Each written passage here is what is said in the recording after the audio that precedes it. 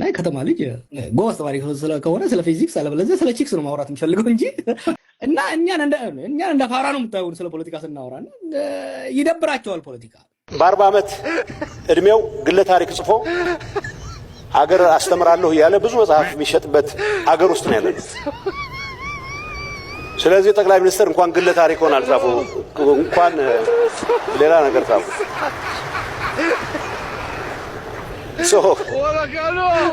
አንዳንዴ በ20 ዓመት ልምዳቸውን የሚያጋሩ ሰዎች አሉ። ልምዳ የለውም ማለት አይደለም። የ20 ዓመት ሰው ሳይክል አወዳደቅ ልምድም ልታስተምር ትችላለህ። ግን ጌታቸው ረዳ ከፖለቲካው በተጨማሪ ሮስት ላይ በጣም ጎበዝ ነው። በጣም ሮስት ማድረግ ላይ ምናምን ያኔ በጦርነት ጊዜ ምናምን ሮስት ሲያደርግ የሌለ እንትን ነው እና ጀዋርን የመጽሐፍ ምረቃ ላይ የዶክተር አብይ አህመድ መጽሐፍ ምረቃ ይመስለኛል የመደመር መንግስት የሚለውን በዛ ላይ የግል ታሪክ ስላልጻፉ ጠቅላይ ሚኒስትር እናመሰግናለን።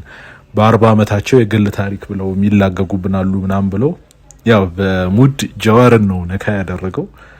አልጸጸትም ብሎ የግል ታሪኩን አካቶ የጻፈበት መጽሐፍ ስላለ ያንን መጽሐፍ ነው ሮስት ያደርገው።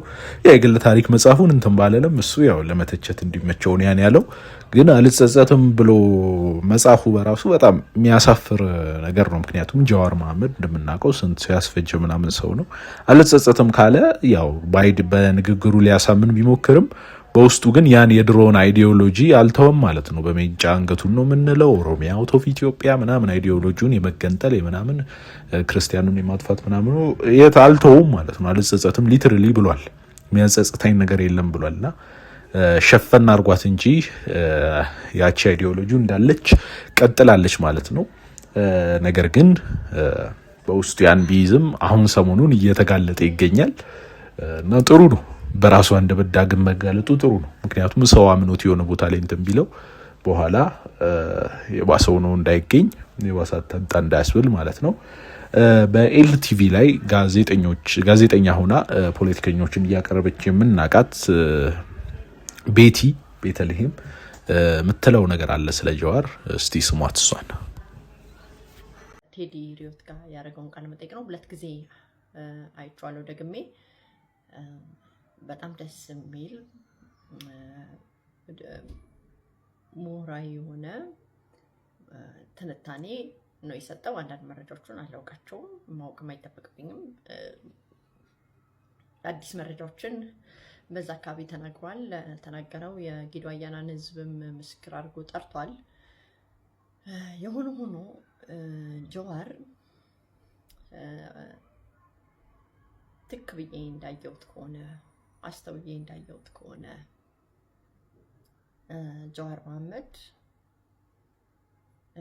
ገብቶበት ከነበረው ከፖለቲካ ዲፕሬሽን ውስጥ ወጥቷል። አሁን የተወሰኑ የወርቅ ሳንቲሞችን አግኝቷል። ፖለቲካ ላይ ሊያስቀጥሉት የሚችሉ የወርቅ ሳንቲሞችን አግኝቷል። በፖለቲካው ላይ ይቀጥላል። ተስፋ መቁረጥ አላየሁበትም፣ መሸነፍ አላየሁበትም። ምክንያቱም ጀዋር ተስፋ ሲቆርጥ ሲሸነፍ ነገሮች ከእጁ ሲወጡ እብድ ነው የሚሆነው። አይረጋጋም፣ ያብዳል። ሲበሳጭ ነገሮች ከሱ ቁጥጥር ውጭ ሲሆኑ ኃይል ይጠቀማል። ለምሳሌ ያክል ከኢትዮጵያ ፖለቲካ ውስጥ ገሸሽ የተደረገ ሲመስለው ገለል የተደረገ ሲመስለው ዱላ ይዞ ወጥቶ እዚች ኮዬ ፈጪ የሚባል ኮንዶሚኒየም ውስጥ አንድ ሰው አይገባም፣ የኦሮሞ መሬት ነው ይላል። በጣም ስሜታዊ ነው። ከዛ በኋላ ተከበብኩ በሚለው ሁኔታም እንደዚሁ ከፖለቲካው ሲገለልና መሽሎኪያ መውጫ ቀዳዳዎችን ሲያጣ የሚያደርጋቸውን ነገሮች አብሮት ቃለ መጠይቅ እንዳደረገ ሰው እገመግማለሁ ማለት ነው። ግምገማ ነው፣ መብቴ መሰለኝ። ስለዚህ ሲረጋጋ ደግሞ ጀዋር የተወሰኑ በህይወቱ ላይ የፖለቲካ ጎህ ሲቀድ የሚያደርጋቸው ነገሮች መረጋጋት ነው። ጀዋር መብሰል፣ አንድ ላይ የማስታረቅ የሽማግሌ የጢማም ባህሪዎችን ያሳያል። ለምሳሌ ከእስር ቤት ሲወጣ ጀዋር እብድ ነበረ። እስር ቤትም በጣም ብስጩ ነበረ። ከወጣም በኋላ እብድ ሆኖ ነበረ። አኩራፊ ነበረ። ብስጭት ላይ ነበረ ከወጣም በኋላ። ነገር ግን በኬንያ ሄዶ ከጋዜጠኛ ደረጀ ጋር ያደረገው ቃለ መጠይቅ በጣም የበሰለ በሚሊዮን የታየ የፖለቲካ ቃለ መጠይቅ በዚህ ደረጃ መታየቱን እርግጠኛ አይደለሁም። ብዙ ሰው ፖለቲካ ኢንተረስት የለውም፣ አይፈልግም። ቁጭ ብሎ በትዕግስት አይሰማም። በተለይ ኢትዮጵያ ውስጥ ኢትዮጵያ የወጣቶች ሀገር ናት። ከ60-70% በላይ ወጣት ነው ያለው። ቁጭ ብሎ ይሄን እኛ የምናወራው ነገር ወጣቱ ሊሰማ አይችልም፣ ሊያዳምጥ አይችልም። ኢንተረስት የለውም ኢንተርቴንመንት ምናምን ካልሆነ በስተቀር።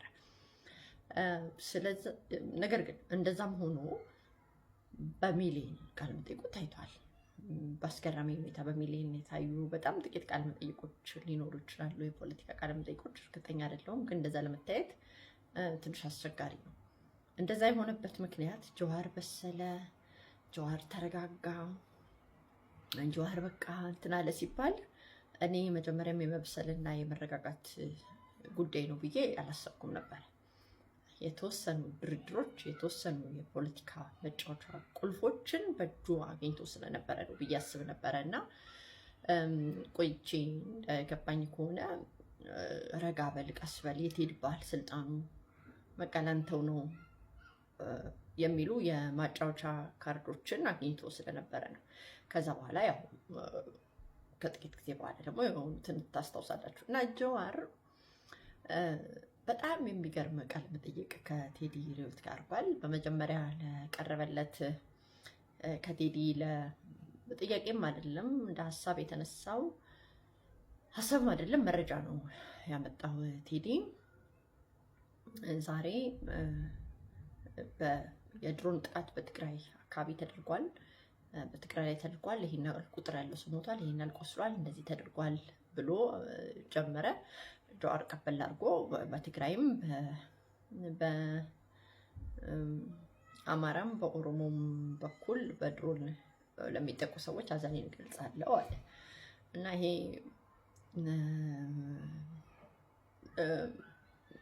ለአንድ ብሔር ብቻ ተቆርቋሪ አይደለሁም፣ ስለ አንድ ብሔር ብቻ አይደለም፣ ለሁሉም ሰዎች የሚመለከተኝ ኃላፊነት ያለብኝ ሰው ነኝ ማለት ነው እና እንደዚህ በሚያደርግበት ሁኔታ ጀዋር እንደዚህ አይነት መረጋጋቶችን በሚያንጸባርቅበት ሁኔታ እንደዚህ አይነት የአፍ ወለምታዎችን በሚያስተካክልበት ጊዜ ላይ ከፍተኛ መረጋጋት በህይወቱ ሲመጣ ከፍተኛ የመጫወቻ የወርቅ ካርዶችና ቁልፎችን ሲያገኝ የሚያደርጋቸው ናቸው ብዬ ገመግማቸዋለሁ። እኔ ምንድን ያገኘው አላውቅም፣ ምንድነው ወደፊት ሊሰራ ያሰበው አላውቅም። ነገር ግን የሚያስቀጥሉት በኢትዮጵያ ፖለቲካ ውስጥ የሚያስቀጥሉት በኢትዮጵያ ፖለቲካ ውስጥ የሚያራምዱት ድርድሮች በህይወት ውስጥ ተደርገዋል ወይም የሆነ ያገኘው በህይወቱ ላይ በፖለቲካ ህይወቱ ላይ የቀደደለት ጎህ አለ ብዬ አምናለሁ።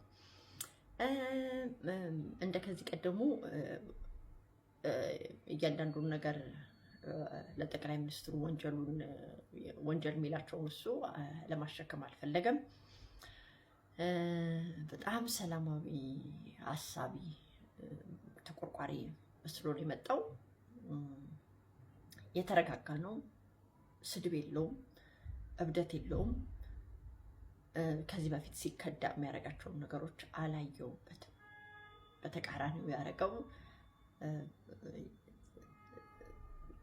ከዚህ በፊት እንዳየሁት እንደነገርኳችሁ ጀዋር በሰለ፣ ጀዋር ሙክክ አለ፣ ጀዋር በቃ አሁን ለመብላት ዝግጁ ነው፣ አሁን በትሪ ላይ ቢቀርብ እና ላይ ጎረብጥም የሚባሉ ሀሳቦች እንዲንሸራሸሩ ያደረገ ቃለ መጠይቅ ነበር። ምንም እንኳን ከአማራ በኩል ከፍተኛ ተቃውሞ ቢገጥመውም እና ትችት ቢደርስበትም